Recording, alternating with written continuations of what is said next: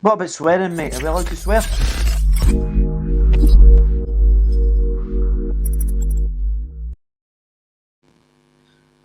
Hello, everyone, and welcome to the latest Fancast pre-match. Today, I've got with me another Wolves legend, and he's just asked me off camera whether he's allowed to swear. He can swear all he fucking wants. It's Alex Rae. How you doing, Alex? I'm okay. I wasn't quite sure. I know how posh you lot are in the Black Country, so I wasn't quite sure whether I could use the odd expletive. It's a bit like yourself, Alex. With the accent, you can swear and pass it off as trying to be posh. Well, this is true, yeah. Well, I learnt all that out up at Perton Ridge. You know, some of the posh people out in Perton Ridge. Big Don was my neighbour. Donald Goodman. That's Don Goodman, man. Don King, I think he was, wasn't it, with that barn that he has? Yeah, he's always had a good doer. It seems to have got better as he's got older as well. Nah, he's a great lad. So what's your sort of what you're up to nowadays? I know you've got a podcast, a Rangers podcast. Do you want to just run us through that? Aye, well, we started up 7 or 8 months ago now, just about a month or two into the season, and it's me and Mark Catley, and it's like the Prince and the Pauper, really. You know, you get Big Mark, who played for Monaco, England, Milan, and then you've got me from the East End of Glasgow, kind of keeping it real. But it's great fun, you know, and on the back of this season, it's been remarkable. It really has. So it's been good getting in and we do post-match reaction. We interview, similar to yourself, we interview ex-Rangers players, people employed by the club, the women's team manager. So we try and cover as many bases as Charity Foundation. So it is Rangers orientated. It's been great this year because we've managed to get title 55. And as everyone knows at Wolves, every time I've done my column and the Express and Star, all I spoke about was Rangers. So everyone knows how close I am to the club. Yeah, what's your boyhood club, isn't it? I have had to listen to a couple of your episodes. Listen to the episode with former Wolves winger Mark Walters earlier on today, and I did really appreciate how he mentioned that Villa was the biggest club in the Midlands, and you shut that down pretty quickly. Oh, listen. Yeah, there's only one club in the Midlands. Everyone knows that. When you get back to, I have to say, I've been really impressed. And I know we're not kind of touching on this particular theme at the moment, but I've been really impressed with Wolves in the last couple of years, from the top down. And I think you have to have an important owner who have a real keen interest, and then the infrastructure that's been put in place has been brilliant. The brand of football has been great as well. And I just think recently, you know, because of what happened to Jimenez, it's been a real blow to the kind of. He's been such an integral part of the team. I think it's obviously cost him this season, and I think there'll be a lot of learning curves on the back of that for Nuno, the board, the director of football and things. So I think going forward, I think they'll have a backup plan in case this happens again. When was the last time that you actually visited Compton? Because I'm not sure if you're aware, we haven't got the porter cabins anymore where you get dressed in. Do you know the thing is this? Well, listen, it's funny because I played some of my best football out of porter cabins. We obviously had that when I joined Wolves with the porter cabins, and then when I went to Sunderland, we were playing some terrific stuff. We were in the top 7th in the Premiership, and we'll get changed to porter cabins. And I think that kind of brings you up. I know things have moved on, but I like all that. It brings everybody together, and sometimes you've got to go in and get a shower pronto before the water's cold and that type of thing, and it just adds to the kind of the blend that goes on in the dressing rooms, the togetherness. But I haven't, to answer the question, sorry mate, I actually haven't been down to the training ground, but I've been down doing a little bit of questions at various.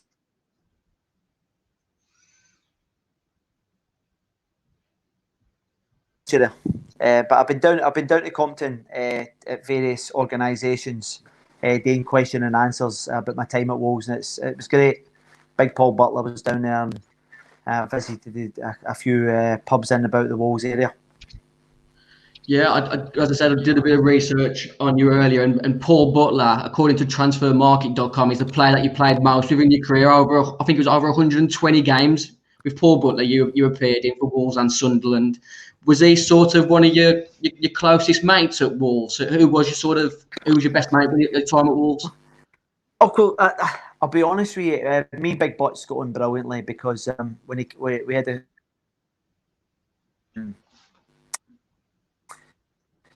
at Sunderland, a successful period as well, and then obviously was there, and then obviously I recommended Jody Craddock to come to Wolves as well, because I knew what he'd bring to the table. And when you look at the three players that I've just mentioned, myself, Jody, and Big Butts, we're very committed individuals. So I was Pally. I used to drink with that lot as well before I gave it up. So Big Butts was always he was good. And the one thing about Paul Butler was it was always important to have someone like Butts on your side, particularly when it kicked off. And I was one of these wee guys, a wee shite bag. So I was always wanting to go toe-to-toe with people. But once it got onto the pitch or into the tunnel, it was important to have someone with the biggest head in football to back it up in case he had to fucking throw that big head onto any of my rivals. You're pretty much the epitome of me there, Alex. I'm only 5'3". I love the banter. I love to roll people up. That's just you, but you have to have some people to take into the battle with you, so you pick your battles wisely. Let's just quickly go back to you joining Wolves. £1.2 million from Sunderland at the time, signed by Dave Jones. How did that deal come about? Do you remember? I do, yeah. I'd been injured the tail end of the season prior, which was a real source of frustration because I was actually, in my own mind, I felt as if I was doing really well for Sunderland, and I thought I was going to be there for a lot longer. And then I got the call to say that the Wolves had put a bid in for us, and I've often said this. I wasn't too keen to move back down south. I was very settled. I just had my first daughter in the northeast, and that was let me get this right, in 2001. So she'd only been a couple of years. My wife was pregnant with my second one, and I'd bought a lovely house, and where was it? I'd bought a beautiful house in Durham city centre. So I wasn't keen on leaving the Premiership to come to the Championship. But once it became evident that Sunderland were willing to sell us, I thought, listen, let's just go and have a chat with Dave. And it's well documented that I was always back and forth to Glasgow to watch Rangers. So the thought of going to the Midlands and traipsing up to watch what Rangers didn't really appeal to me. But once I got to Wolves, and it wasn't a great start for me. It was a great start for the club because the club were brilliant at that time. They were flying. I think they'd been 12 or 13 games undefeated. And I was sat on my arse on the bench. And I'm thinking to myself, what am I doing here, man? Do you know what I mean? I could easily have been fighting for a place in the Premiership as opposed to... But once I get in and once I started establishing myself, I knew it was the right move because I think it's fair to say the supporters kind of took to me quite quickly as well. I think I scored in one of my first early games. I think we were away to... I'm going to say Rotherham or something. So I come off the bench and I think I chipped the keeper. And then from that point on, I really hit the ground running. I really enjoyed my period at Wolves. So it was a nice transition, even though it didn't get after the start that I wanted, although the team were doing great. I vaguely remember some sort of left-footed shot away at Rotherham. I think it was more of a scuff than a chip, if I remember correctly, but we'll move on quickly from that. A goal's a goal, isn't it, Alex? Listen, by the way, shut up. Listen, I'm 2 minutes on your podcast and you're taking a swipe at me. Any minute, I'm cutting this off. It doesn't matter if you're 5'3". I'll get Big Butts on the phone to come and leather you. Won't happen again, Alexander. We had former Wolves midfielder Neil Emblem on a few weeks, and he mentioned sort of how his time came to an end at Wolves because Wolves had got sort of a bit more ambitious against Sir Jack Hayward was spending a lot of money. He brought the likes of yourself in, Colin Cameron, Paul Ince, these types of midfielders. So his time at Wolves came to an end. The first season, you were fans player of the season in 2001, 2002, I believe. What's your sort of memories of that season? As you say, we started off really well. We gave it away in the end. One of my memories was the goal that you scored at home to Millwall, one of your former clubs, which was quite a tasty night, if I remember. I think there was a stabbing before the game, if I remember correctly. What do you remember of that? Oh, I've actually got good memories of that event because I invited 3 or 4 Millwall boys who I used to jump about with up to the game, and I met them beforehand because they ended up staying in the same hotel as me and Dudley, and they were quite lively. These boys, they weren't for the faint-hearted. It was just guys I used to knock about with when I was down in my early days. And anyway, we went to the game, and it's funny that because I'm often thinking about that actual. And I'd just broken into the team, really. I'm not exactly sure when that game was, but I had long broken into the team. And I think it was like a 91st, 92nd minute winner. Was it the end of the season? I can't remember. But anyway, I think it was probably about October time, maybe. Yeah, well, I think I broke into the team maybe mid to late September, early October. So I was really just breaking into the team. and I done a glancing header. And I think with most people that watch me playing, whenever I scored a goal, I used to show a lot of emotion. I wasn't one of these guys to stand with the finger up in the air going, boo. I always carried away. Sorry, but it was my missus's phone through there. You there, geezer? Aye, sorry. Every time someone's calling me, it's going off the line. But anyway, I remember scoring the header and running away with a mad emotion. And I remember looking at the bottom of that stand opposite the dugouts, and it was full of Millwall fans, and they were giving me dogs abuse. And I thought, what the fuck am I doing celebrating against my old team? But it was just a reactive emotion. And I remember going for a drink with them afterwards. I took them to a nightclub in Wolverhampton. And, the atmosphere. I stayed for one drink and I thought, I need to get out of here. It wasn't advisable. So, as I said, I stayed for one drink. And then I think we all headed back to Dudley, where I sat and had a couple of more drinks with these guys. And it was great. We just reminisced about the old days and things. But I think it was important because we were, as you said, it was just a very good start to the campaign, and you just wanted to keep it going. But I paid the price because when I went back down to Millwall later on that year, they gave me a wee bit of grief. And if I had my time again, I wouldn't have celebrated it. It was just an instinctive thing because of the time and being so late in the game. Is there anything more frustrating nowadays when players don't even celebrate when they score against the former clubs? I've lost your sound, mate. How's happened there? Can you hear me? Can you hear me? He's up. Hello? Hello, can you hear me? I've lost sound, mate. Yeah, hold on.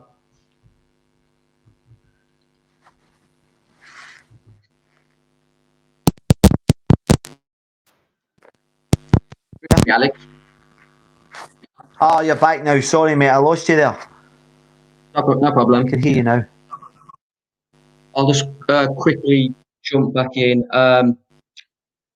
It was quite a tasty fixture, that the Millwall Wolves fixtures that season. Obviously, both teams got into the playoffs and both lost out, if you remember correctly. Wolves had sort of a really good season, but obviously fell apart rapidly towards the end of the season, obviously losing the promotion to West Brom. What's your memories of that? How did that occur? Was it just a bad run of form, or what's your memories? I think if my memory serves me right, it was we get 3 wins in our last 12 games, and we just ran out of steam. I've often been on record as saying there was a lot of kind of big personalities in that dressing room, and as I said, I think we were in a very good position, and with the experience we had that year, to blow up in the manner we did, we literally threw it away. And the West Brom, that I know it's obviously building up to that game. It broke my heart because I remember one of the games that we played against them, and there was a really bad tackle in it, and the guy who done the tackle, he smashed me, and he went on and scored the goal. He was a foreigner, but I can't remember his name for the life of me. I remember his name, but I don't want to talk about him. No, well, that's fair enough. We'll just call him some fucking Tadger. I'm happy to say that, but The referee shattered that Just day. lay into him. The referee, I think his name was Jordan. No, but the referee shattered that day. He taught me. And if my memory serves me right as well, I remember my old pal Derek McInnes. He went in for a tackle as well, and I had no issue with players trying to put the boot in. I genuinely, I didn't faze me in the slightest, and I had stud marks for my medial ligament all the way right down to my ankle, and I remember the referee come over and says, "Do you need assistance?" And I remember saying to him, "I don't need assistance. All I need you is to do your fucking job." So I've took my sock down and showed him the stud marks. I says, "You've just missed a guy topping me, which is a career-ending tackle." I says, "Which is not an issue. My issue is that you fucking missed the incident." And then I remember looking to Derek McInnes and going, "Oh, aye. Is that the way you want to play it?" Because it wasn't the tackle didn't bother me in the slightest, because I'd be quite happy putting the boot into them in a derby match. So, but he topped us, the boy that scored the goal. And unfortunately, they were the things that used to upset me when a referee couldn't get a simple decision right. What's your sort of memories of the atmosphere of those games? I think like what you sort of touched on earlier. I think the Wolves fans sort of took to you because you are an honest player, if you will, hard-working, just give your all. You talk about sort of the sort of Portuguese contingent that Wolves have got nowadays. They're not sort of aware of the rivalry between Wolves and West Brom. I think they seem to think it's more Wolves and Villa recently because of the competition that we've had. What's your memories of the Wolves Albion atmosphere compared to? I'm not going to say it's bigger than Rangers, Celtic, Millwall, West Ham, or whatever. What's your memories of Wolves West Brom? It was tremendous. And what I've come to realise about derbies is everybody goes, "Oh, aye, it's the atmosphere now." As I said, I think one of my early games that I played was against West Brom, and it was at the Hawthorns. I think we were 1-0 up, and then I think they scored a free kick to make it 1 each.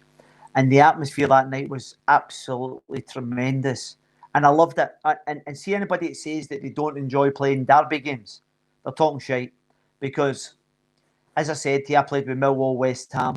And then even my earlier days, when my first ever professional game was Falkirk versus Dunfermline. There probably only about 6,000 there, but I still remember the rivalry because it's a derby game, and it was a boring 0-0 game. But I remember the atmosphere, and there's something magical about them. So I do remember it, and I think the only sad thing is, mate, see the fact that there's no supporters, there's no punters at the game at the moment. It's brutal. And it must be really difficult for players to actually play with the same intensity, because your fan base, whether it will be away from home where you only have a limited, maybe 1,000, 1,500, 2,000 fans, as opposed to being back at Molineux. And when you know that you've got the backing of that kind of faithful, it doesn't half help. And then obviously you mentioned Old Firm games. They're unique because of, but you're not telling me that the West Brom and the Wolves fans don't dislike them as much as Rangers and Celtic fans, because I don't buy it. And there's something brilliant. I still love derby games, and as you said,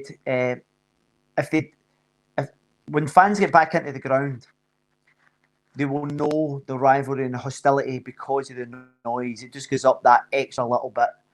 So hopefully we'll be able to get all the punters back into the stadium next year. And as I said, Molineux can be a right hostile place at times.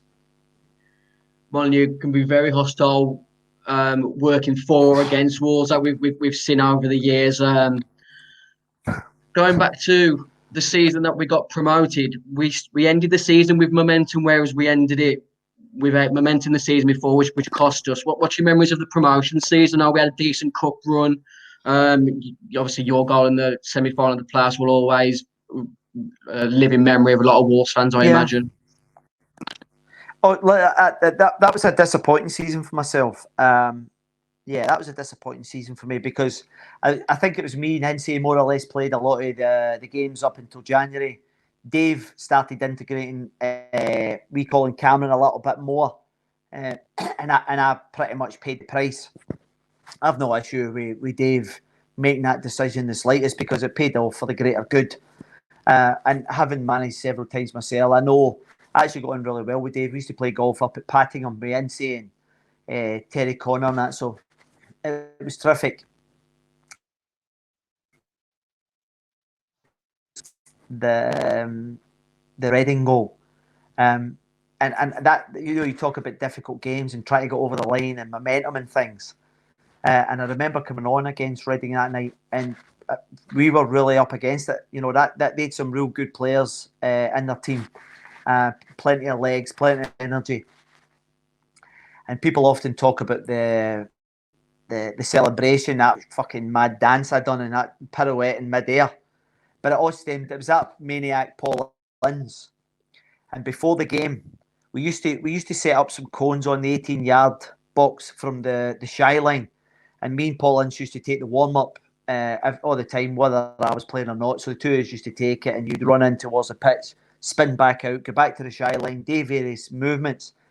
And there was a supporter. No, there was, I don't know, there must have been about 30 people in the stadium when we were doing the warm up. There was no one there.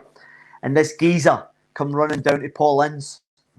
And he came running down to Ince and went, "Oi, Ince, you wanker!" And I started laughing, by the way. I went, "Oh, there's Ince's number one fan." Okay, you would do, wouldn't you? And any of your mates gets called a wanky, I'm laughing at them. Oh, it was brilliant, honestly. And I remember Ince was raging, and Ince's going, "Fuck off, son. I'll buy and sell you your mug," and all that. So it was brilliant. And then we started doing a little bit of stretching, and I looked at Ince and I went, "That geezer's killing you, Ince." So I was trying to wind Ince up, and he's going, "I'll be fucking right, that little mug. I'll go over there and slap him." Right? So I was pissing myself. And he went, "If any of us score a goal, make sure we go up and give him fucking dog's abuse." And I thought to myself, right, okay. And then obviously when I scored the goal, the penny dropped, and you can see me pointing towards this geezer who took his seat. It was just maybe about 8 or 10 seats left of their dugout, behind their dugout. And I remember me and Ince grabs me around the neck and he's pointing to the geezer. And I remember seeing the geezer, he's sitting there with his head in his hands, and it was box office. Ince was giving him dog's abuse. So, and thankfully it got us to the final as well. Just talking about your relationship with Dave Jones. I know you said you talked about being a manager, and obviously you can only start 11 players. Wolves are winning 3-0 in that playoff final, and I'm not trying to be disparaging to Adam Proudlock. Did you think that should have been you coming on instead of Adam Proudlock? Oh, listen. As I said, see, the one thing, as I said, is see, footballers, they're selfish fuckers. I know that from my own experience. And then you get to a certain age and you start realising it's about the bigger picture. Now, I ain't going to sit here in this podcast and say, "Oh, I wasn't disappointed that you don't go on at a playoff final," because I was. And then everybody's going back to the after party, and you've got wee Beverly Knight up singing, and it was a brilliant night. And people often say to me, you're walking round, because I don't know many games I'd played in that particular season. I think, I played a considerable bit, albeit there was lots of them that were, what do you call it? Let me get it. I think that season I was involved in maybe 30 games or something. So, you're playing 2/3 of the game, and a couple of sub appearances. I think there was 8 sub appearances. I'm just looking at the stats now. And so it didn't really bother me that was there. But I did think my time at Wolves would have been up that summer, because if I wasn't playing in the Championship, what chance, would I had, because obviously I knew that Colin and Ince would most certainly have started the following season. You don't know who's going to come in. But see, going back to that playoff final, and I ain't saying this for any kudos in any shape or form. Do you know what the best sight of that whole afternoon was? Seeing Sir Jack Hayward and what it meant to him, because that's a geezer who spent tens of millions of pounds trying to get them back in after the best part of 20 years.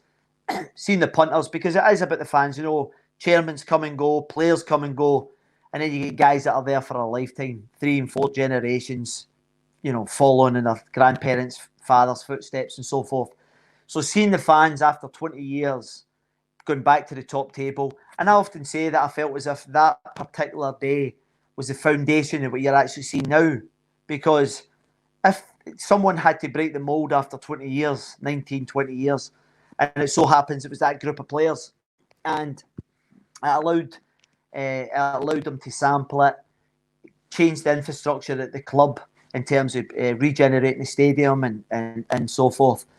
And then it's obviously to where it is now. So it didn't really bother me that Proudy was... At the time, it probably bothered me, but looking back, and I can see, it was a decision. And if it was me, I would probably... If I had been the manager of that team the day, 3-0 up, whatever, how many subs we had left. It was only Proudlock had come on, I think, wasn't it, that day? So I think Proudlock was the third sub. I'm sure like Dean Sturridge came on. All right. Well, no. I think there might have been another one. If it was more subs, then so be it. I don't really have an issue. In all honesty, it was at the time. I would imagine I'd have been disappointed, because you want to be part of it, and having, as you said, played a lot of the previous 2 seasons, but okay, it was new. But that wasn't a big issue. I was more concerned about the following year, whether I was going to be there. There was a bigger picture for me, whether I was going to still be at the club. So yeah, we make the move up to the Premier League. You're not sure whether you're coming or going, and then you go on to have your greatest goal tally in a season in the Premier League that season.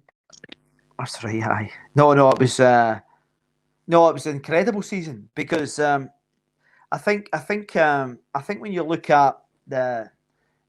Again, I knew about the start of the season. We played Blackburn. I thought this was a right opportunity to get up and running, and they absolutely battered us. And I thought, oh dear, here we go. Yeah, 5 goal of the month contenders that day. I know. And then after that, we played against Cheltenham. And with the greatest respect to Blackburn and Cheltenham, you're thinking to yourself, oh, these might be a wee opportunity for us to nick a point here or there just to get up and running. And we conceded 9 goals in the first couple of games, and you're thinking to yourself, oh dear, this couldn't have fucking went any worse. So, but anyway, as I said, I'd only played a couple. I think I was on the bench in the both of them, and I'm thinking to myself, if I don't start getting game time soon, then I knew that I was going to be limited from then on in. And I think Dave threw us in against Man United, and I think if Henri Camara was still playing now, he still would have missed. The amount of chances the boy missed that night, he got a lot of 1-on-1s. We created chances and we lost to a set play. I think it was John O'Shea, but we got a wee bit of heart for that. But you're right, it was. We ended up. I think we started picking up points after that as well, didn't we? We Pompey but it was a tough environment. It was I think when you look back at that season, we didn't spend anywhere near enough money. We got a lot of Bosmans and things, and I think you have to be very lucky with Bosmans. I think you have to invest just to kind of progress that a little bit, and I don't think they invested enough dosh at that time. Yeah, the expenditure after so long away wasn't there. You referenced not knowing whether you were going to be kept on, what players Wolves were going to bring in. In that pre-season, I believe Wolves took Paul Gascoigne on trial. Do you remember any of his time at Wolves? Oh, aye. I actually think I played the game up at Telford with him, or I went to see him. I knew Paul for back in the day. I had a night out with him when I was. I had a night out with him. What an experience! What an experience! I was at a Rangers Player of the Year dance with Gaza, and he had a beautiful Versace suit on. He was looking at fucking $1 million, and he had a big brown woolen glove, so that it wouldn't keep his Newcastle brown. He wanted it cool, and I'm thinking to myself, the speed you're fucking drinking the Newcastle browns, you maniac, it doesn't matter if you take the glove on or off, you're never going to... He was going through them as if there was no tomorrow. So I knew guys are for back then, and listen, it was unfortunately his legs had gone at that stage, but just a great guy to have about the place. I I can't speak highly enough about him. I've got all his tops downstairs. I've got Middlesbrough tops. I've got Everton tops. And no, he's as I said, he's a very generous and kind individual, Gaza. And it was sad to see him coming to the end. But it's like us all, man. Do you know what I mean? It all comes to us at some point or another. And it's good to see him doing well. He's in the jungle now in Italy. I'm a celebrity, so he's doing all right. I'm pleased he's in a good place. Yeah, he must be getting a good coin for doing that. I would have thought the British version of I'm a Celebrity would have thrown bucket loads at him, so I'm not sure how much the Italian ones are paying him. Going back to that season, we mentioned off camera your two fixtures against the Invincibles, Arsenal. Absolutely exceptional team. What do you remember about those games? Who's the sort of, we talked about your time at Sunderland when Eric Cantona scored that chip and you could have hacked him down on the half island if you had a bit more legs. Who's the sort of hardest player that you've played against? Because for me, watching that Invincibles team, Dennis Bergkamp was unreal for me. No, listen, they had a host of sensational players. I never forget, we were stood in the tunnel at Molineux. I think they beat us 3-1 that day. And I remember standing in the tunnel, and it's me, Ince, and Colin Cameron.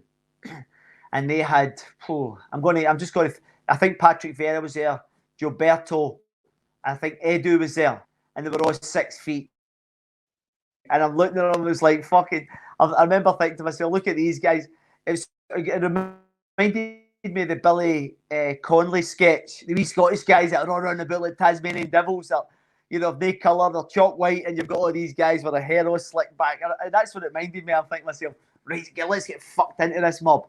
But the best player that I played against, because I tend to talk about, you mentioned Cantona, you mentioned Bergkamp there, and they were magnificent. And the Premiership at that particular time was frightening. You know, you guys like Zola and, as I said, JJ Acott, just kind of real top players. But the one that I always found very difficult and I enjoyed playing against was Patrick Vieira. I always thought technically he was sensational. I mean, there was times that the ball would be about 4 or 5 feet up there and you've got to put your head in, and then he would just dink it over your head. He had so much grace, and he could also mix it as well, which I liked as well. I always had a lot of respect for players who could put their foot in as well as that technical ability. So I loved playing against these guys, and I miss it. I genuinely miss competing at that level, because if you spend all your days trying to get to the top of the football pyramid, and then you're mentioning like Cantonas of the world and Vieiras and Bergkamps and Zolas, Mark Hughes, Beckhams, Giggs, Scholes, and that's exactly why you put all the effort into playing at that particular level. And but they were a brilliant team. They had so much pace and power through. And if you mentioned Thierry Henry must go down as one of the best Hall of Famers. His goal to game ratio, he's a very big, powerful guy as well. Technically brilliant, and it was always difficult playing against Arsenal. They had a philosophy and they had a brilliant manager under Wenger. So it was a privilege to play against these guys. Were you surprised that Arsenal let Wolves take Oleg Luzhny that season? Hi, the horse. He was a great lad. Nothing fazed him. No. Listen, he was. I don't think he played that day, did he? No, I don't think he played much in the Premier League at all, Alex, to be honest. No, Dennis, I think Shaker played at left back. Lee Naylor played at left back. Dennis played at right back. Butler and Jody Craddock that day. And it's funny, I'll let you into a little bit of insight, as I said to you, because I remember that game well. And we were 1-0 down early doors to Dennis Bergkamp, 9 minutes. And then I think it was Kenny Vio Ganea. The man, he was off his head. He was insane. He only spoke a couple of words of English, and he used to go, "Hey boy, give me the ball. Hey boy." That's what he used to say to me all the time, and I used to always laugh at him. And but Kenny Miller had a chance just before half-time. I'm sure he did. And we all went in at half-time going, yes! And after that game when we lost 3-1, our psychologist, little Tim O'Brien, became pals with Arsene Wenger. And I think he joined the following summer. Tim joined the Arsenal backroom team. And his early conversation was, just before he got offered the job, was, can you tell me what your half-time team talk was? And that's what he said to us. He asked Arsene Wenger. And Wenger said, very calmly in Wenger kind of way, he says, Tim, after 5 minutes, no one speaks. And I speak, and then I give them direction for the second half. He said, the Wolves players have their foot to the floor. They are running at maximum capacity, and they cannot keep up that workload. And at some point, somebody will switch off because they will physically tire. And because of the quality that we have, we will pick them off. And if you remember rightly, the ball down the side to Thierry Henry, and I think he dinked Paul Jones. And then I think they scored within, I don't know what it was, 5 or 6 minutes after that. And we couldn't get back in the game. We hardly got a touch for the last 25 minutes. So Arsenal had a philosophy that they would always pass teams later on in the games, and it turned out to be the case so many times because of the level of player that they had. Really special team, the Invincibles. Yeah. What was the biggest sort of flaw in that season for Wolves? Obviously, we lost Matt Murray and Julian Lescott earlier into the season. Yeah. If Cole Court would have been there from the start of the season, do you think we would have had much more of a chance? I think that you made some valid points here. When you lose Matt Murray, I often say that Big Matt was an unbelievable goalkeeper. Honestly, he was such a presence. And to lose him and Lescott was top drawer. And I remember at the time, thinking to myself, the physicality that he had a really nice cultured left foot as well. And to lose these two guys, and the problem you have is when you get promoted, it's always at the top end of the pitch. You need someone who's going to bail you out in like a match winner goals. And we just didn't really have that. You know, we had plenty of strikers in and about the place, but we just didn't. I don't know if we created enough for them at times, or when that half opportunity arose, we just didn't have enough to see us over the line. And unfortunately, we just fell short. And I think it probably boils down to quality. And as I said, Matt Murray and Lescott would have most certainly have helped the cause because the two of them were so imposing. And I think one of the standout games of that season would most certainly have been the Portsmouth game for me. That was beyond belief. I remember being shell shocked. Been 3 goals down at half time, getting absolutely battered by the punters. I mean, battered. And then coming back out in the second half, and the stadium was half empty. I'm thinking, they're all away for a pint.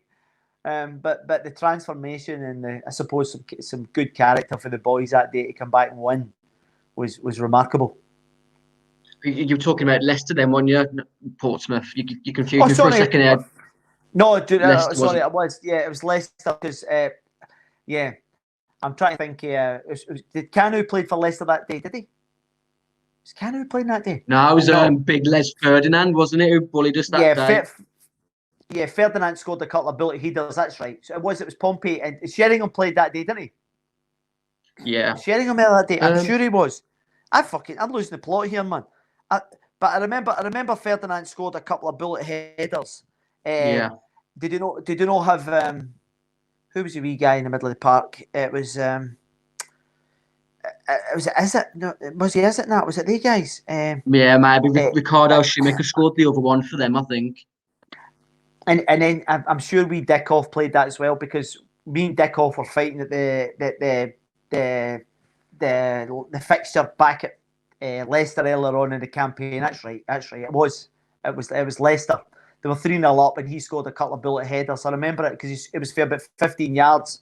Les scored. That's right. Obviously, you scored another header that day. Colin Cameron got 2, and like you said, Emery Kamara finally at the net that day with his orange boots and Senegal wristband. It was a memorable game, that one. It was. It was a brilliant game. And do you know the thing is, I often said about. Do you remember players who used to take their top off and run about with their top? I used to go, look at the state of these idiots. And if I could see myself now, I'd have punched myself right in the snozzle. It's just come back to me that you're waving that shirt around now, yeah. I remember running about, man, with my ribs poking out my side of my stomach. I'm thinking to myself, what am I fucking playing at? But I have to say, with that Glasgow tan. I know. It was. I think I actually had a golf tan because I was playing golf with Incy all the time. But no, it was a terrific comeback. It really was remarkable. So, what's your sort of overriding memories at Wolves? What sort of stands out as the highs and lows? How did the end come at Wolves? You obviously Pauline stayed on for another couple of seasons, I think. Did you not get the opportunity yourself? Oh, listen. I've said it a couple of times. I'm not sure how often I've actually said it mainstream, really. In January, we played. We drew 2-2 with. It might have been the end of December, early January. I think it was. Signed the 3rd of January. We drew 2-2 with Blackburn. I think Colin York scored for them. I scored, and I'm not exactly sure who the other one was. I think Big Butt scored the other. Was it Big fucking Bolthead? Aye. He Big Butts. He. So there was rumours. Well, there wasn't rumours. I got wind that Blackburn wanted to sign us at that particular time. And I only had about 6 months left in my contract. And I made Dave Jones know, because they weren't forthcoming. They weren't telling me that there'd been an offer put in for us. And all I said to Dave was, I says, Dave, see if you just give me 1 more year. And when I went into the Premiership, I was still on the same money as the Championship. So I never got an uplift. So it wasn't as if I was actually trying to be greedy or there was a mad negotiation having to take place. The same principle would have applied as being in the Championship. So he said to me, listen, give me a couple of days and I'll have a word with Jez. And then a couple of days went past and I said, what's happening? And he says, I'll have a word with, go and have a word with Jez. So I went and had a word with Jez and he says, I can't do nothing with Dave. So before I know it, there's 10 days, 14 days down the line, and I'm getting past the pillar to post. And I says, this is fucking ridiculous. I'm one of the guys that are committed to the cause. I fire into tackles. I go about my business. I'm not a headache in any shape or form. And I just felt as if I was getting pissed about a little bit. And I think if my memory serves me right, we played who was it? Portsmouth on the 31st of January down there. And we flew down to Southampton, got the bus for Southampton across to the hotel. And I said to Dave Jones, I says, Dave, he's fucked me about for the full month, man. Come on, this is ridiculous. And he went, aye. And so literally, as soon as January was finished, I was none the wiser. They weren't forthcoming with a contract. And effectively, if I get injured, I didn't know where I was going to stand. I was getting 33, 34. So I just felt as if I was getting the piss took out of us at that particular time. And I said to Dave Jones, I'm not playing. I says, I'm not playing tomorrow. He went, what do you mean you're not playing? He says, he injured? I says, no. I says, I'm not playing. You and fucking Jez have been messing me about for the whole of January. And I says, I don't deserve that. At least you could have done, says, we're not giving you the contract. And the word in the street was, from Dave, was that we couldn't sell you because we need you for the run-in. You're our top goal scorer, which is fair enough. And that was factually true. So anyway, I told him, fuck him, I'm not playing the next day. And as I said, I was good pals with Tim O'Brien and Matt Perry, who's still Dr. Perry. So it's about 8:30 or 9:00. Tim O'Brien came up and chapped the door and says, "I hear you're not playing tomorrow." And I says, "Tim, I love you to death, wee man, but I don't want to say anything because I'd lost the head. My head was fucking up my arse at that particular time." And I said to Tim, I says, "Listen, wee man, thanks for trying to change my mind. I'm not playing." And then the next morning, I get down early for breakfast, and I'm packing my bags because I'm getting a flight, or I'm waiting 50 minutes to get a taxi to take me back up to the Midlands. I booked a taxi to take me back to the Midlands, and then Dr. Perry came to the door, and I said, and I had so much respect for the two guys. So I love the two of them. I used to sit and have chats for ages with the two of them. They were great guys, and I said to him, I says, "Matt, I don't want to say anything, mate. I'm not in the right mindset. I appreciate you trying to talk me around and play this afternoon, but I'm not fucking playing, man. I deserve better than this." Anyway, I sat in the reception waiting 50 minutes for this taxi, and Dave Jones came in, and he said to me, "Listen, you don't want to go this kind of letting people down and things." I says, "Fucking talking about letting people down. I feel as if I've already been let down by you, and you're telling me I can't let people down. It's a bit rich." So anyway, I played that afternoon, and we, I think we drew 0-0 with Pompey, and that was, you're right. So it was a return fixture, and then I think that within the space of about 5 or 6 weeks, I got wind that Rangers were interested, and I was free to talk to anyone at that particular time. And I went and done a medical in my day off, and I told Dave Jones that I wanted to be respectful to him. I didn't want that to come from anywhere else. And from that point on, I pretty much sat in my arse. So as much as he needed me in January, as soon as I told I'd signed a pre-contract, I just thought it wasn't the way to go forward. I more or less sat on the bench from then on in.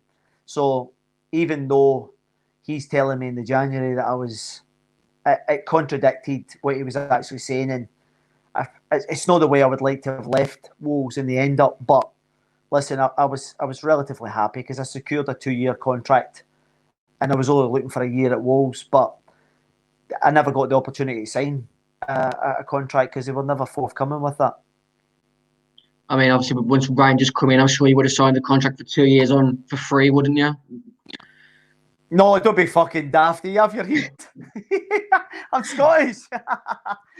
No, but listen, see, the thing is, there was a real big concern for me as well at that time because, as I said, my daughter was born literally a couple of months before I got to Wolves in the May the 1st, tomorrow.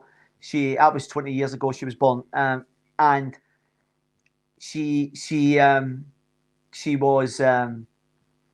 starting to get a black country twang because she was going in she was in the road that leads along to Tetno. I don't know what that is. That Tetno Road there? And she used to go to a little kindergarten there, and she was starting to sound a wee bit like, "You're right." I thought, no. So see the opportunity to get her back up and get a proper bit of dialect, a proper bit of Glaswegian, and she used to walk about in the first. When I first came to Wolves, she would have been a couple of months old. So within a couple of years, she used to always wear a pink wellies, a nappy, and a little bandana on her head, and she used to walk about the living room, and she'd be like, "He's got no hair, and we don't care. Alex Rae."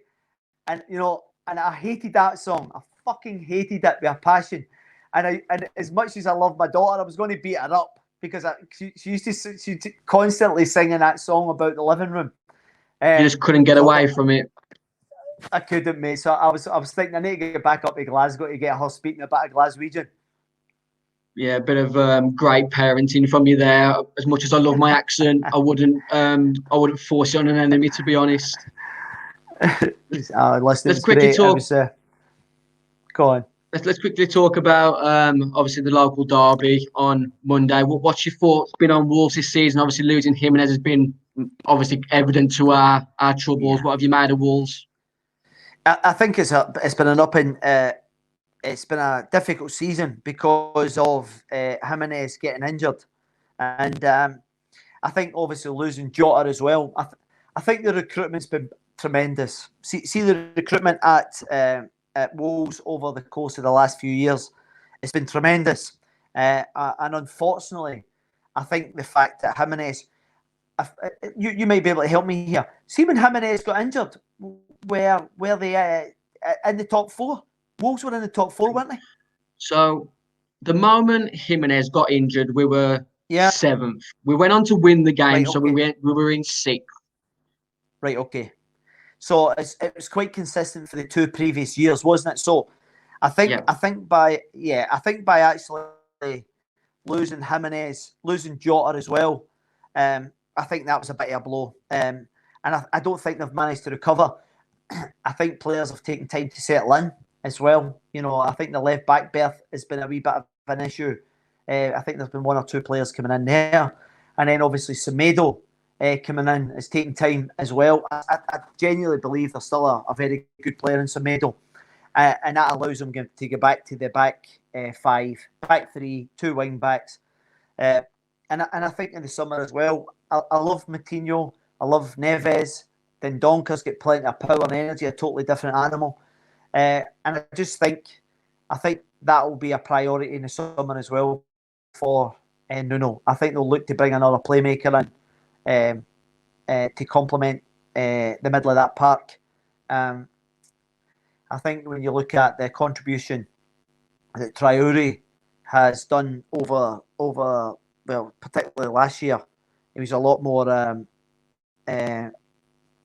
on the front foot, a lot more assists, he had a great understanding, a lot of assists for Jimenez, and I think he suffered for that, him being away as well. So I think once they got all the players up to speed, once they've got the big signings up to speed as well, and I'll be interested to see how the boy William that does as well, and the young lad they paid the 35 million for. I think once they get him up to, because that's a big ask. He's got such a big price tag on his head as well. So I think they've got so much quality through the squad. I think it's really just trying to get a settled squad, go through the season with less injuries, and I think they'll be pushing for that top 6 again next season. I really do. I think it's pretty evident losing Jimenez was similar to Tottenham last year, losing Kane for as long as they did that. Tottenham just scraped Europe when Kane came back late, and I think we just haven't recovered with losing Jimenez. Just want to quickly just jump back into the point on recruitment. Going back to that Premier League season where we got relegated. Midway through the season, Dave Jones signs, you mentioned him, Paul Jones, after Michael Oakes probably had the game of his life against Man United, if you remember. Yep. Is this managers bringing in players from or former clubs that they've worked from? Is it reckless just to blind faith trust players that you've known from the past when you've got decent players already at your disposal? I'm just trying to think why he brought Jonesy in. I can't even remember. I'm just trying to think why he did. I can't even remember how well Oaksy was playing or not. You've thrown me there. I'm trying to think. So was that against Man United that season? Yeah, Man United 1-0. Kenny Miller. I think Michael Oakes was man of the match that day, and then Paul Jones comes in for Michael Oakes the next game for that Portsmouth game that you mentioned. Right, I'm just trying to think. By the way, that's right. So so that was at the beginning of the season, wasn't it? No, I was thinking it was like January time, was it? No, because you played Man United away early in the season. Sorry, that's right. No, that's right. So it was the away game. So that would have been in January. Yeah, I think so. Yeah, it was. Because Man United were unbeaten in the league up until that point, if you remember. Yeah, I remember it. Kenny with the ball through, and then obviously after that we played Liverpool. Oaksy played that as well, didn't he? Did he? I'm looking at it now. Yeah, he did. He's played. I'm looking at it now. Oaksy played. So we beat Man United the 17th of January. Beat Liverpool. We drew with Liverpool 1-0 on the 21st, and then we went away to West Ham. Sorry, we're at home to West Ham and beat them 3-1. So he played a few games after that. And then Paul Jones came in. So he would have come in the January window, did he? He must have come in the January window, but you're right, because Oaksy played in the Man United, Liverpool and West Ham games. But he must have just fancied him to come in. But in my mind, I can't remember whether Oaksy was playing great or not. I have to be honest with you. And then Big Jonesy came in, I don't know. I'm trying to rack my brains, mate. I've been making things up if I say Oaksy was poor or I can't remember. So what's your thoughts going into the game on Monday? Obviously, Wolves away to West Brom. Wolves are pretty much safe. Have you seen us play recently? Aye. I've watched his playing. I've watched his playing recently, and it's a mixed bag in it. Some games you think, right, okay. I watched the game. I'm not want to be negative here. I was watching the game recently when it was it 4-0 against Burnley. I couldn't believe what I was watching. And again, it's difficult as a manager to actually legislate for the type of mistakes that was made that day. And you're thinking to yourself, you just put that as a bad day at the office. And I suppose if you look at the games prior to that against Fulham, the late winner, and then obviously Sheffield United as well. So it's a couple of nice wins back to back. But the one thing I know is, see, going into this, that this is an opportunity to redeem yourself and towards the fans. So see, if you're in that dressing room, you're thinking that's as bad a performance, collectively as I've seen for a while for Wolves. And I think Nuno would have been really disappointed with that. But what an opportunity to effectively put another nail on your big rivals. And that would be the message if I was in that dressing room. If I'm Connor Cody and I'm sitting there and I'm going like, right, how do we go about addressing this? Is just to put them to the sword. That was it, doesn't it? You've obviously got the rivalry. It's a derby match. But can you imagine coming away from there? Everybody would have forgot about the previous result and be gone brilliant. And it also gives you an opportunity, because I know as players, it gives you a chance to then maybe get up towards Leeds again, and that could get you a top half finish. And I think if you said to any Wolves fan, on the back of losing Jimenez and the season in which it's been, we'll settle for a top 10 finish, it'd be a tremendous season. Do you think there was an essence of the players being on the beach in that Burnley game? Or obviously there's a few players in that Wolves squad who will be playing in the Euros this summer. Do you think maybe their heart wasn't in it? No. Listen, and I listened to people. I was listening to the pundits that day, and it was, listen, you can't get away from the performance, but see the amount of mistakes that were made. It didn't look to me as if it was players that were trying, but see when you're making that, and listen, I've been there as well, where you've played in a season, mostly at Millwall, and you're in that no man's land, and you're getting towards the end. It's a long, fucking arduous season, and you're thinking, right, come on. I've been there, and it's hard to just keep motivating yourself to try and kick on.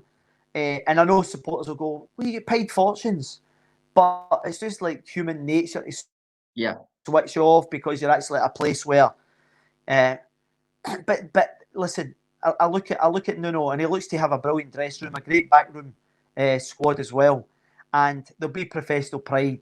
And as I said, Rangers won the league at a canter this year. It's the earliest in over 100 years, and you've just seen the performances dip off. And if you go back a couple of weeks ago as well, having won the league weeks before, they turned up with a really impressive performance against Celtic. So the one thing I do know is because of the magnitude and what it means to the fans, you can chill out a performance even though you're getting towards the end, and psychologically you may well have switched off a bit. Wolves, you mentioned Rangers there. Wolves played Braga last season in the Europa League, and I think Rangers knocked them out the Europa League this season. Am I right? That's right, mate. Yeah. So, what's your opinions on the Old Firm coming down to England at one point? Is it hypocritical for football fans to slate the European Super League and then ask for Rangers and Celtic to come down here? Well, I'll give you the difference between the two situations, and people say it's hypocritical. See, anybody who says that money is not a driving force for football, they're delusional, because that's the reason why the English Premier League was set up in the first place. So it was all to do with money. So see, when I get all these Sky Sports and all these other pundits shouting, they're greedy. That's the reason why they all get such a good career at it. So I don't really get caught up in that kind of slant. The one thing with the European Super League was that it was done without the rest. And so from that aspect, they were quite willing to shit all over the top of the rest of the 14 clubs. So that didn't quite sit right with me. So then people go, how does it differ from the Rangers and Celtic coming down to the English Premiership? And I'll give you my answer to that very quickly, because I know you get time's pressing. The only way that the Rangers and Celtic could actually do that would be that if the English clubs and the Scottish clubs backed it first and foremost. And the only way that it would be viable would be that you financially looked after the rest of the Scottish clubs. So you don't go down there and you pick up your 150 million a year and you go to Scottish football, deal with it, and we're leaving you behind. Then there's another aspect to that. So see if they played in like a British league, does that mean that the Scottish Cup and the League Scottish Cup would still continue as well, where there'd still be a Rangers and Celtic presence? Or so there's so many factors to it, but the only way it could work is if Rangers and Celtic help to finance. And the reason why I say this is the Belgian Pro League and the Dutch Eredivisie are talking about amalgamating, but they're also looking after their other leagues. The Belgian and the Dutch league, TV-wise, got 183 million euros. The proposed joining together would be 400 million, and they would filter monies back down to the leagues, but there also would have to be a pyramid system. So if someone says it was a pyramid system for Aberdeen, Hibs, Hearts to get into a potential league as well, I would be very much behind that, or any other club for that matter. So I think it can work, but it would have to take a wee bit of imagination. We talked about it off air, sort of the like the 90s football being the golden generation. How much carnage would those away day fixtures be for those clubs if it did happen? You got sort of tens of thousands of Glaswegians coming down to England every week and vice versa. The police won't allow this, surely.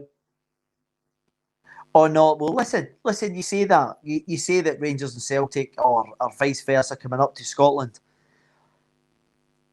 But if you take some of the clubs that are in the top flight of English football now and the Championship and so forth, there's thousands of fans travel back and forth that had a very bad 80s, 90s through football hooliganism, and it's been eradicated. So I went to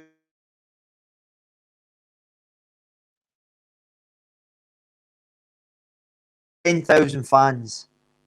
10,000 fans went down to Sheffield. It was an unbelievable day. And then there was 10,000 fans. My first game for Rangers at Fulham, down at Craven Cottage, and there was not one incident to report about. So I think you can overcome that. I think by placing it right, having their own trains back and forth, and so I think football violence is hopefully a thing of the past. And I think if they come down and vice versa coming up here, it would just take, can you imagine 10,000 Rangers fans down in London or something for the day? It'd be brilliant, man. I think it was that example when, was it Rangers in the UEFA Cup when they had 100,000 in Manchester or however many went down? Yeah. Listen, I was at Manchester that day, and I'm not trying to pass the buck. There was a lot of people from various English clubs who were in and about that day, and it was far too many people within one city, and I think there was a lot of alcohol consumed, and I suppose that's something that we'd have to look at, going forward. But I just think you're not telling me that when you got all these English clubs travelling over to hot spots in Holland or Italy, The police managed to contain it quite the thing. So I don't think it'd be as big an issue as some people might make out. And I think football's moved on in a lot of ways as well because of the experience. You got so many families going down to games as well these days. All-seater stadiums has helped beyond belief. So I think the days. I'm hopeful that the days of are well gone because I lived through it, and I was looking at it the other day when Millwall played Chelsea when we knocked them out in the FA Cup, and you've got a row of police horses on the pitch trying to keep the Chelsea fans away from the Millwall fans. So I'm hopeful that the days are well and truly behind us. Right, I was going to put you on the spot now. Obviously, we're a Wolves podcast. Wolves West Brom on Monday. What's your score prediction? I'm going to go for 2-1. I'm going to go for a 2-1 prediction for Wolves. And I just think that the quality that Wolves have, I'm hoping they're going to shine on, and it'll give me something to look forward to Monday night. I do the radio feast. What time's the kick-off on Monday night? Is it 6? Do we know? 6 o'clock. 6 o'clock kick-off. Well, I'll have that on in the office. So we will predominantly be talking about Rangers and Celtic Old Firm game on Sunday. And I'll be sitting watching that. And do you know the interesting thing about it? Every time we're on there, we've got 3 big TVs around the studio. And whenever one of my old clubs, and it's a Scottish-based programme, every time, and people are listening on the radio, and every time one of my Millwall, Wolves, or Sunderland, one of my smaller clubs at Falkirk when I was there, whenever they actually score, I'll go, yes! And then they go, here we go again, there's fucking Wolves scored, or there's Sunderland scored. And I still feel passionate about my clubs because when you've played 3 years at Wolves, 5 years at Sunderland, 6 years at Millwall, you become part of that club. You know what I mean? You're only a pawn that's actually passed through, but I still have fond memories about all the clubs, and I want them to do well. Some proper football clubs that you mentioned there, Millwall, Sunderland, Wolves, proper fan bases, hard-working class fan bases. Right. How would you have fared at a sort of prawn sandwich club looking back on it? Because you would have fit into a glamorous team. What do you mean glamorous? I played with the world famous Glasgow Rangers. What are you talking about glamorous? No, there's a I was talking about in England. All right. Well, but you're absolutely right. And do you know the great thing? I don't know how to answer you, but the fact that I worked for working class clubs. Millwall was the Dockers. Then you've got the Black Country, hard working, as well. And then you've got the North East, who you look at the North East of England, and you look at the North East of England as a hotbed of football because of the roots, the mines and things. And I'm pleased I played for them because I think the fans could identify with the way that I played. You like to get wired in, you like to cause a wee bit of trouble now and again, and you get the odd goal. So I think when you factor all that, and I wouldn't have changed a thing, man. I wouldn't have changed a thing. And even though, as I said earlier on, at Blackburn showed an interest, if Wolves had have come back to me within 2 days, I'd have signed for another year or however long they wanted me to sign for. But unfortunately, it wasn't there. But I don't look back with any regret at all at any of the clubs. Well, I'm just going to do a quick fire quiz with you, which I do with all my guests. Who was your best mate while you was at Wolves? I know he's quite fire, Paul Ince. But when we signed Paul Ince, I remember driving to RAF Cosworth, and I think it was the Wolf or whatever the radio station was on, and the news bulletin came on and went, breaking news, the governor is joining Wolves. He'll be announced today. And I remember thinking, no, please don't tell me, no, that arsehole Ince. Had you known him before that, or just like from what you known from TV playing against him? We didn't have any kind words to say to each other at any time we played against each other. If anything, it was just abuse after abuse. And from day one, there's a brilliant picture of me and Paul Ince stood together, and Ince's lying these big pearly whites, and he's like laughing his head off. And from that day until now, we're good, very good pals. But it's bizarre because we didn't like each other. And here we are, all these, whatever it was, 15 years or whatever it is, 16 years later, we're still good pals. Who was the worst person for you to have been roomed away with back then? Oh, easy. That was Kamara.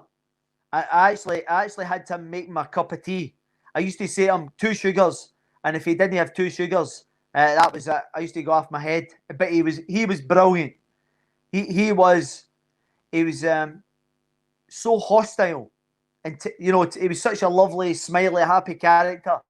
And then fucking you'd be playing five-a-sides, and he'd want to fight you. And I'm like, calm down, Momo. He was mad. I love the boy. He's a great lad. We're talking about Henry Kamara then, not Mo. Momo Kamara. Did I say Henry? No, I thought you were talking about Henry. I forgot that the first season that you was at Wolves, Mo Kamara was there. He was brilliant. And do you know the thing about Momo?